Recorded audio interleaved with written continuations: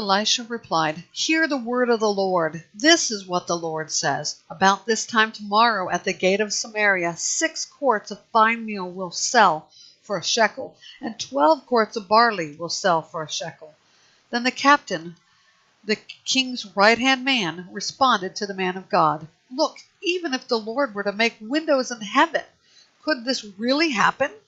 Elisha announced, "You will in fact see it with your own eyes, but you won't eat any of it." 4 men with the skin disease were at the entrance to the gate.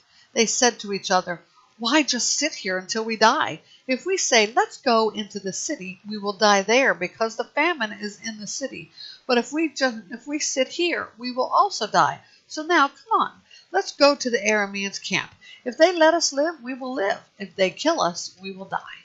So the diseased men got up at twilight to go to the Arameans' camp. When they came to the camp's edge, they discovered that there was not a single man there.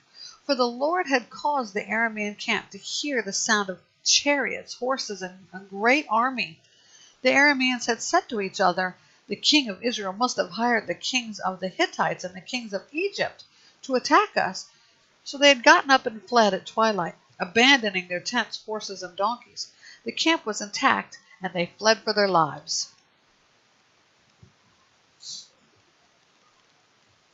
When these men came to the edge of the camp, they went into a tent to eat and drink. Then they picked up the silver, gold, and clothing and went off and hid them. They came back and entered another tent, picked up things and hid them. Then they said to each other, "We're not doing what is right. Today is a day of good news. If we are silent and wait until morning light, our sin will catch up with us. Let us go tell the king's household."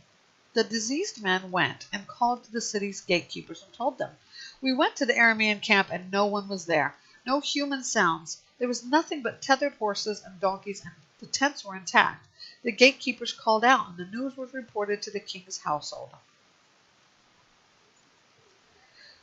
So the king got up in the night and said to his servants, "Let me tell you what the Arameans have done to us.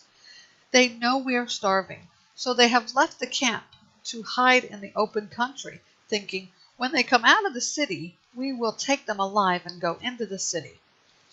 But one of his servants responded, "Please let messengers take 5 of the horses that are left in the city. Their fate is like the entire Israelite community who will die. So let's send them and see." The messengers took 2 chariots with horses, and the king sent them after the Aramean army, saying, "Go and see." So they followed them as far as the Jordan. They saw that the whole way was littered with clothes and equipment that Arameans had thrown off in their haste. The messengers returned and told the king. Then the people went out and plundered the Aramean camp. It was then that 6 quarts of fine meal sold for a shekel, and 12 quarts of barley sold for a shekel, according to the word of the Lord. The king had appointed the captain, his right-hand man, to be in charge of the gate, but the people trampled him in the gateway. He died, just as the man of God had predicted when the king came to him. When the man of God had said to the king, "About this time tomorrow, 12 quarts of barley will sell for a shekel, and 6 quarts of fine meal will sell for a shekel at the gate of Samaria," this captain had answered the man of God, "Look, even if the Lord were to make windows in heaven, could this really happen?" Elisha had said, "You will in fact see it with your own eyes, but you won't eat any of it." That is what happened to him. The people trampled him in the gateway, and he died.